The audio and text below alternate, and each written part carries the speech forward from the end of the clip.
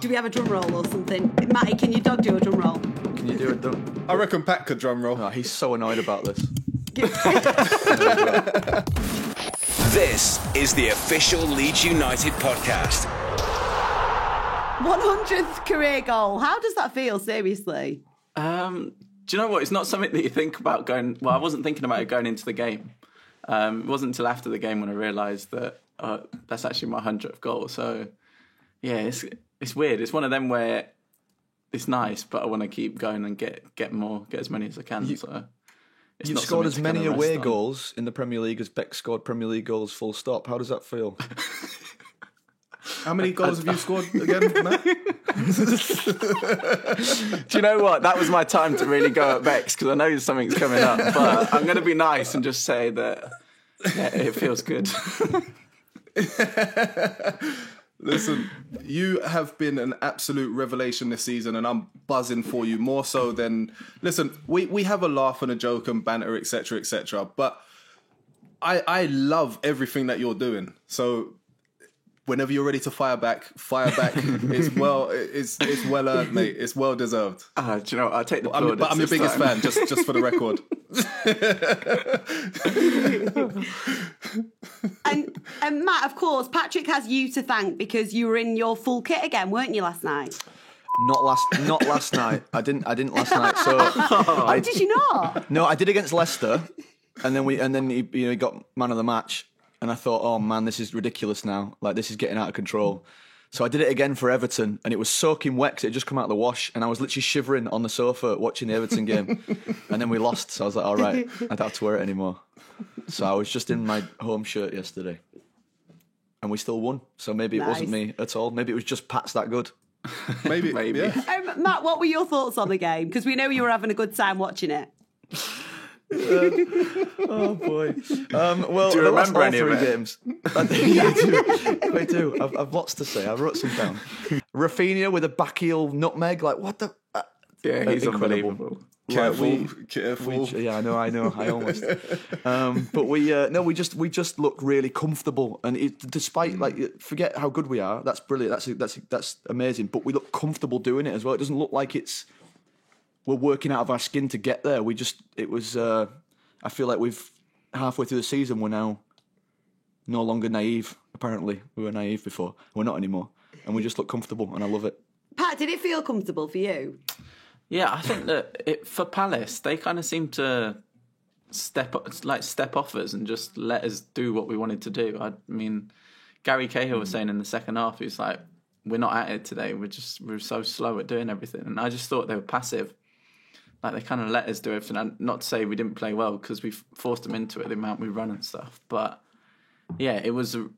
I'm sure at times it just looked like we were just passing it around, and it was almost like a training game, because we were just passing it around with no purpose. But that was good. We controlled the game, and it was nice. It was one of them where once we got the second goal, it was that little bit more comfortable. And even there were times actually where we were passing around the back and we almost slipped, and they let him in, which is a little bit nerve wracking. But in general, it was nice. It was a nice game to play in. I don't normally enjoy watching Leeds because it's stressful as hell. It's only like after we've won that I actually can relax and enjoy it. But I just enjoyed that game. It was just nice to watch. The old saying, defend from the front, has never been more prevalent than now. This is exactly why teams struggle against us, because we don't just let them come into our half and then half-court press them and smother them when they get into our half. We just bully them all over the park. Yeah. And it's almost like we suffocate them everywhere and give them no options, no opportunities to pick passes out or dictate the game at their pace. All Leeds, aren't we? The official Leeds United podcast. Adam C. Willoughby's also been in touch and said, "We need to know what goes through Raf's head. Please can you ask Paddy what he's like off the pitch? I just love the intense flair he has for 90 minutes. What a player, one you'd have enjoyed, Jermaine." Yeah, he's super relaxed off the pitch, like really relaxed. He's like a little bit of a little kid, like likes messing around, like playing little jokes and stuff. But I think he just enjoys football. Like you would say, typical Brazilian. He just likes having the ball. He's so relaxed. You can tell that he's got that kind of body language where if he loses the ball, it doesn't affect him to the next time he gets it. He wants to try something, and I think he's going from strength to strength. Like yesterday, like defenders just couldn't live with him. The things he was doing, that trick on Cahill. Not only that, but the touch in the second half as well when he's running and he takes it outside of his left foot. Yeah, he is class. And I said in the interview after the game that when players join, sometimes in training you can tell straight away, and like straight away you could see like his finishing and everything.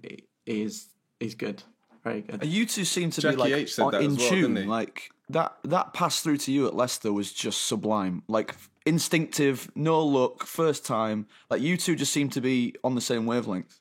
Yeah, because when he joined, obviously he doesn't speak English great. He can understand it and he can speak a very small amount.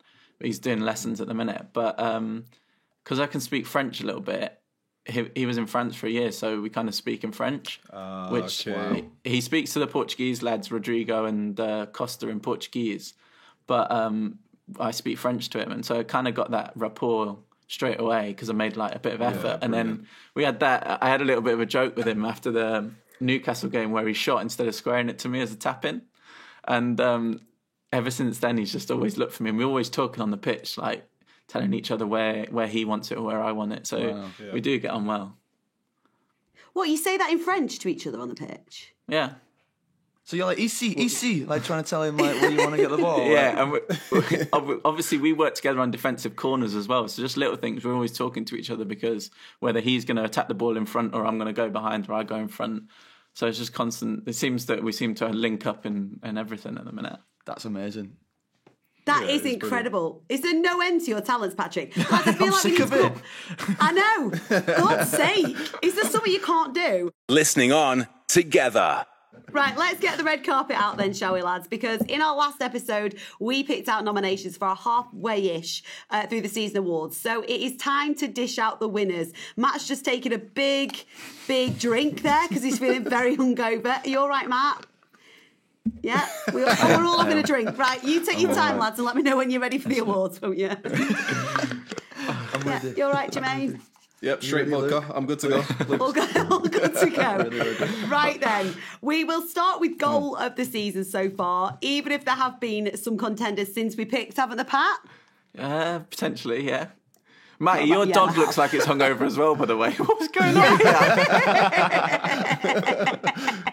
He's not impressed at all. Put me down. Put me down. I told you about this last time. Not happy. Is that not just happy. Right, so goal of the season so far. The nominations were Patrick Bamford, who nominated himself for your third goal against Villa. As you do. Jack Harrison's goal against Newcastle and Rafinha's goal versus West Brom. And the winner is... Do we have a drum roll or something? Matty, can your dog do a drum roll? Can you do it? I reckon Pat could drum roll. No, he's so annoyed about this. That's amazing. That's amazing. Jack Harrison. Way. Go, Jack. Well done, Jack. And here he is receiving his awards at Thorpe Arch. So, Jack, I'm here as the co-host of the official Leeds United podcast to award you with goal of the season so far. Controversial, since I voted for myself, but due to popular opinion, you seem to have won it. Well, thank you very much. I know you said that you voted for yourself against Villa. Yeah. Well, I think if you put all three goals together, you might have had it at the same. But what are you saying? You deserve the award? Well, so far, I think it's fair to say. Would you not say? It was a good goal. I'll give you that. Thanks a lot. Inexplicably, neither that goal nor Rafinha's made the shortlist for goal of the month on Match of the Day. So what's that about? I don't understand that. Can't understand that at all. I think you need to write a strongly worded email, Matt. I will. I'll speak to Mr. Yeah. Crisps. Another one. Mr. Crisps.